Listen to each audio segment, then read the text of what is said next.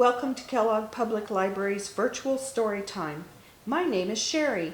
The story I'm going to share with you today is Pete the Cat Falling for Autumn by Kimberly and James Dean.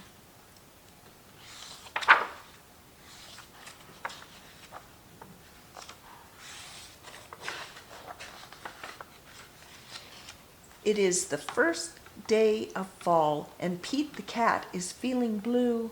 I like summer better, he says. In summer, I can swim and surf and play at the beach. Maybe you just need to remind yourself of all the things you love about autumn, Mom suggests. Pete says. I'll try. Pete finds Grandma in the kitchen. She's baking delicious pumpkin pies. The whole house smells sweet and spicy. Pete loves helping Grandma bake pumpkin pie, but he loves helping eat it even more. After the baking is done, Pete picks a squat orange pumpkin from the counter and slips it into his backpack as a souvenir. Next, Pete heads up to the town corn maze.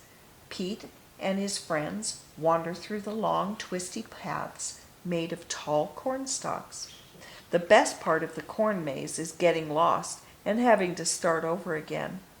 As he leaves, Pete plucks a golden corn cob from the maze and places it inside his backpack. Then Pete visits Grandpa, who is knitting on the porch. Grandpa helps Pete use the knitting needles to knit the yarn into a cool pattern. Together, Pete and Grandpa make a long, cozy scarf for Pete to wear. When they're done, Pete chooses a little ball of leftover yarn and places it inside his backpack. Next, Pete goes to the hayride at the park. Pete, Bob, Mom, Dad, and Grandpa all pile into a wagon filled with hay. They go on a bumpy wagon ride around the park. At the end of the ride, Pete grabs a handful of sweet-smelling hay from the wagon and stuffs it into his backpack. Pete heads over to the apple orchard where he and Callie go apple picking. They eat sweet apple donuts and drink hot apple cider and fill their buckets with apples, all different shapes and sizes. Before he leaves, Pete chooses a round red apple and drops it into his backpack. Next, Pete stops by the park. He plays touch football with Bob and their friends. Pete scores a touchdown and everyone cheers. After the game, Pete grabs Bob's football and stuffs it into his backpack. It barely fits. Bob won't mind if I borrow this, Pete says. Finally, Pete heads back home, but he stops in his front yard, which is covered in bright leaves falling from the trees. Pete helps his dad rake the leaves into colorful mounds. Then Pete runs and jumps into all of the leaf piles.